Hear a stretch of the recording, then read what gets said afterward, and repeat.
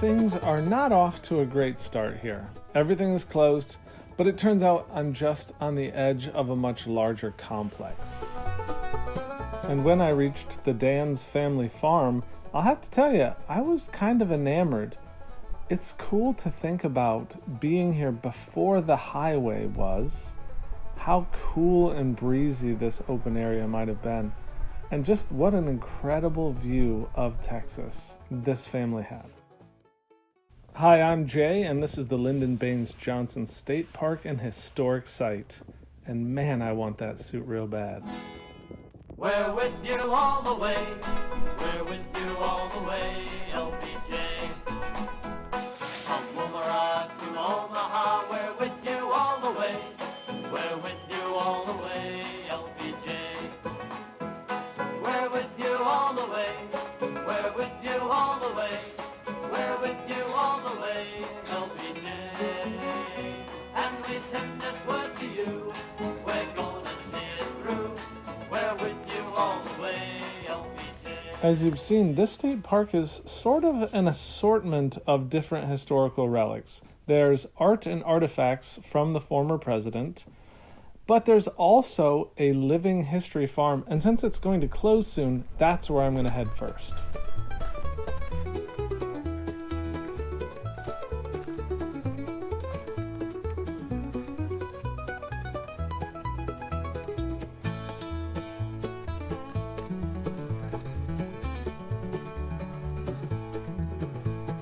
Given the multitude of historical points intersecting at this site, I hope I can be forgiven for confusing what parts of the state park are LBJ related and what are just Texas history. Thankfully, the rangers were super helpful and informative. And I've got to say, Texas park rangers in general are some of the nicest people I've ever met.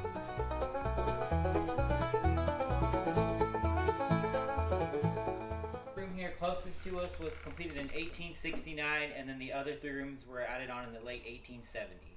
And Johnson lived in this home, which was added on? Johnson lived across the river. That was their family's ranch. So the first family that lived out here was the Sauer family, lived in the cabin. Second family was the Beckmans, who lived here. The first family had 10 kids, and their youngest daughter served as the midwife during his birth. The Beckmans had 3 kids, 2 boys and a girl, and their 2 boys were about the same age as OBJ. So okay. He grew up coming across the river to play with the boys. They were childhood friends. And so the national park is his childhood National home. Park Okay, is his cool. family, yes. But that couch with the pink fabric on it in there, that is original to the family that lived here. And that's the smokehouse that the first family built by 1885. How did you get this particular assignment? Well, we are park rangers here. I used to work at Enchanted Rock State Park, and then I applied here for this position because my background is animal science and ag, so that's how I got on here. Okay. Now Amber, she's up at the barn milking the cow. Her experience was with living history interpretation, so that's how she got on. You know, it may be a little bit warm, but in this bucolic setting, I want to sit down and capture a little bit of history myself with a painting. Now I'm coming to you from the Sauer Beckman Farm, Living History Farm, I think, within the Lyndon B. Johnson State Park and State Historic Site. That's a mouthful. I wanted to get a view of the animals, maybe the historic reenactors, the rangers who gave information, but I could only get over here in time just before they left. Now I'm back, it's quiet, and I think I'm going to paint that barn and try to do it in under an hour, so keeping it simple. But I've already done 2 paintings today in 1 triad of colors, so it's time for a new triad. Let's see what we got.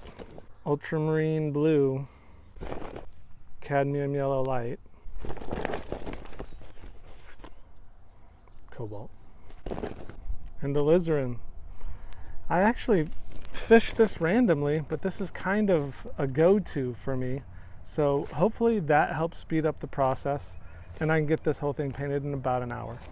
I have been in the habit of squeezing these out and mixing the secondaries just to see what I'm working with, but because I know these colors and their combos fairly well, I'm just going to load up and get going. Of course, I'll add brown and white here in a second. Picked randomly somehow. Super thankful for that. Let's get painting. Since the subject is backlit, I'm going to start by making a simple silhouette, and I'm going to shade everything that's in the barn, and I'm going to add a layer of white to everything beyond. I'll put the blue into that and maybe some of the trees beyond, but I'm going to keep it super simple to begin with. So it's just a little burnt umber. I don't know that I want it to be perfectly centered. I'm going to use this as a starting point. I'll just set something as the height and then use that to compare.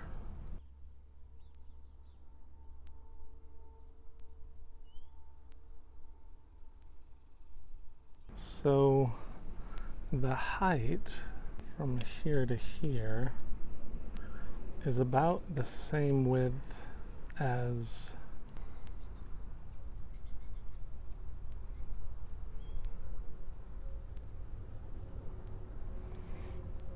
the barn to the lighter colored door. So I'm going to thin this out a little bit. So the measure from here to here should be about the same measure as the door. And I'm glad I'm measuring because there was an initial, I don't know, I had this impulse, like it's really tall from my vantage point because I'm sitting down. But in reality, it's way wider than it is tall.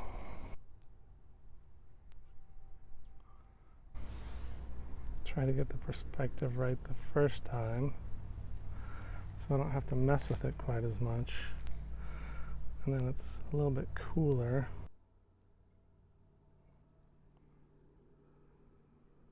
And the backside is a little bit cooler and slightly lighter as well, but just a little bit cooler. I don't mind if it looks a little green, like it's picking up some of the grass there.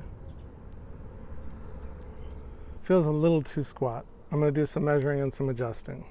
I did extend it and made it a little bit taller, but one thing that I think is really distinctive about it and unique, but lacking in my painting, is that because it's an older building, this ridge line is a little bit more, has a little character to it, and I don't have that yet.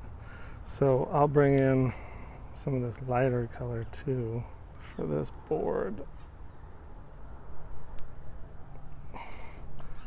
Start to get a little indication of that.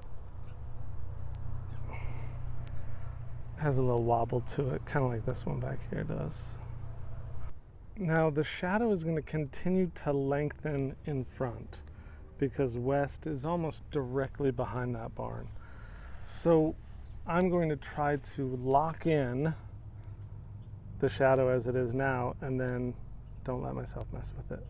Easier said than done sometimes.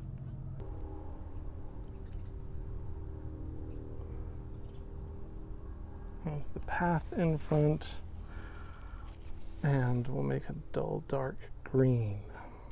And of course, anytime you're making something dull, you're completing the primaries. That's why they're called complements. So green's complement is red.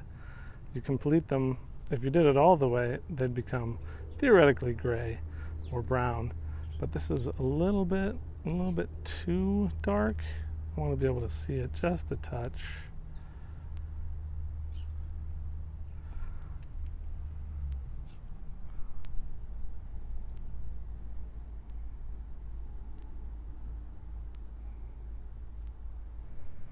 And this wrinkle is a virtue of the landscape rising and falling, not necessarily of the architecture. And it's not as pointy as you would think either. It's a little bit more rounded here.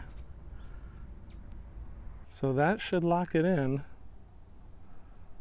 let's turn our attention, let's do the grass first, and then turn our attention to the sky. The particularly nice thing about this combo is that you can get a good version of just about every color using it. So you're not limited.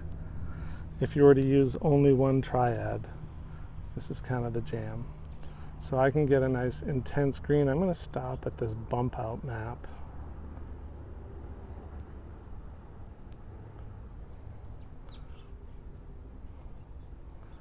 I don't know if I'll go back and add other stuff to it later, but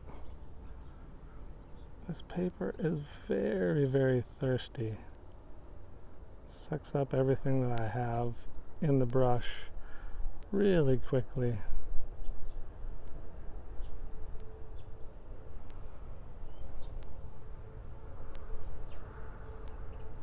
And what I need through here actually is the rest of that path.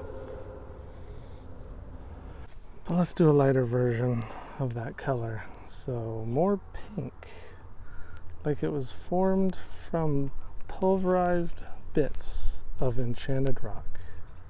I think I'm going to take the green that's in my brush. I'm going to dull it down.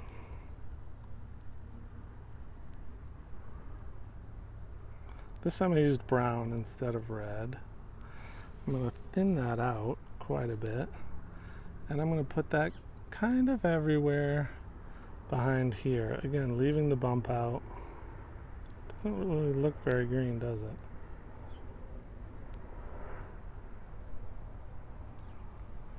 I don't know what I'm going to do with that. Maybe nothing.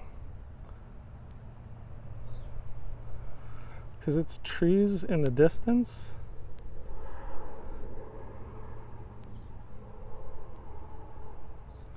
I don't really want to draw a bunch of attention to them.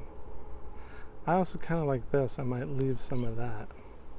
The gate here, it's got great interplay of light and shadow with it being backlit. It just has a rim of light along the horizontal and diagonal member. And that's really fun. However, I don't want too much to change in the time that I am doing that. So I kind of need to get the roof done and maybe a rudimentary sky in. You can barely make some of the roof out here where it dips down. I need more paint, obviously. But there's also a nice light line across that. I've never done this before.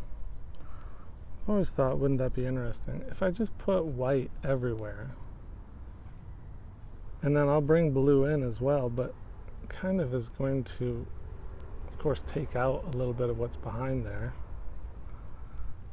on the map. But even more, anything that goes in invariably will be lighter than the barn now, which is what I want. I think I want to stop there as I'm looking at this.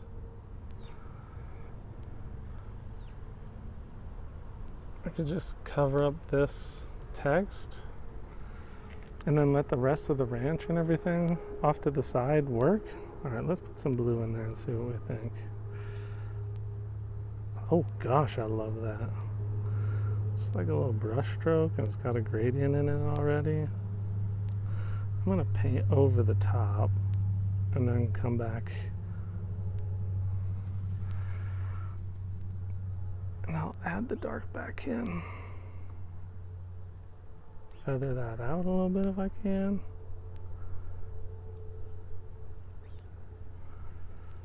It doesn't need to be perfect. There are some intense clouds, but there may not be time. And I think I really like that, leaving that.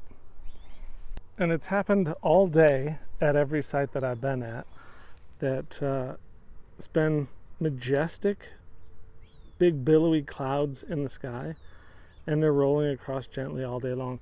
But that does mean that they block the sun for a certain portion of when I'm painting a scene, and it changed things pretty considerably.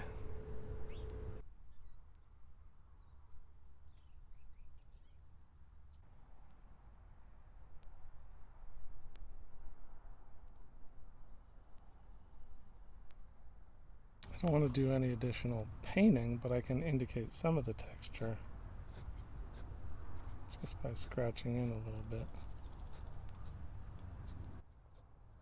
So as I'm looking around nearing the end, I just see that the line against the sky on the left is very crisp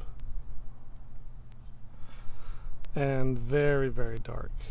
And my first pass here didn't have those ideas, crispness or darkness. So I'll indicate the rain spout.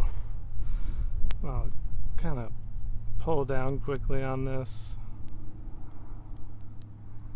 to give that shadow from the gables above. And it exists over here, but for whatever reason I never got back to it there. So that was just about an hour. Perfect. I still have one more destination I'm trying to get to tonight, and I need a little bit of light for when I first arrive. So I'm going to pack up quickly. I'm going to head down the road and visit another state park today. It's been a busy one, but for all its quaint little charms, LBJ, kind of a sweet place.